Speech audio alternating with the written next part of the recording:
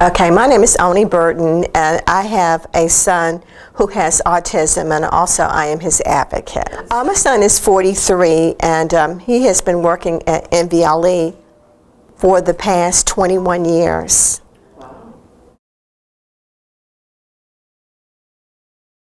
Oh, never. I've never considered putting Arthur in institution, anywhere. My son had to wait to be placed into a group home for 12 years. And this is 12 years after he graduated from school, not 12 years, in the course of receiving services. Oh yes, I've definitely seen the benefits of my son being in a group home.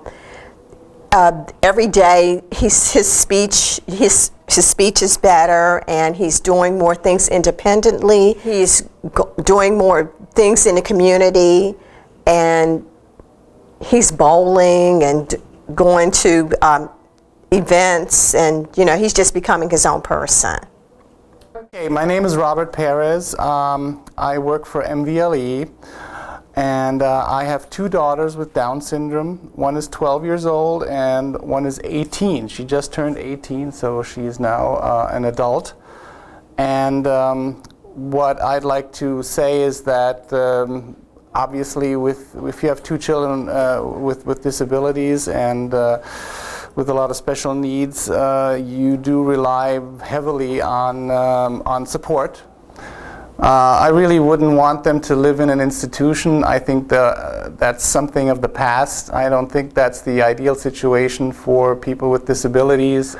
As long as they can, they should be living with us, and then later when we're gone, I would like to see them in a group home situation where they have social contact and where they can learn skills and be independent, and I think they would be a lot happier that way. I'm Jan Feudo. My husband and I are the parents of 3 children, our oldest being a 36-year-old young man who has Down syndrome. And one of the things that I would like to put on the table is I feel very strongly that our individuals, I can only speak really for my son, but I'm going to speak for the population because we are involved. Our individuals really and truly need to be in the community, and the community needs to be with them, so that their isolation is not going to improve their quality of life. I would say community services, community support is extremely important, because our individuals somewhere along the line are going to have to be doing without us. They are going to have to adjust to other people. They're going to have to adjust to other experiences. And if they are involved in something all along, it's going to be more of a natural sort of thing. Our son, as I said, is the oldest of 3. His siblings have friends. Why shouldn't he?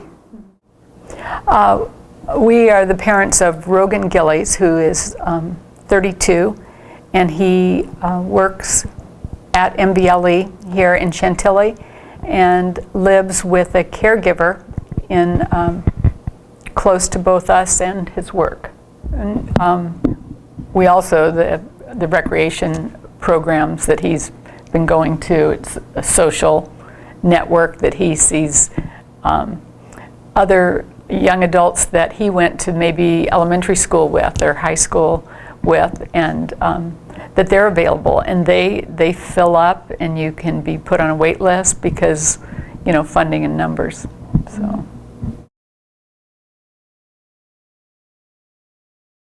It costs about 1/3 as much to have Rogan in this environmental community-based saving. Now, this is in Northern Virginia, which is much higher than the rest of Virginia.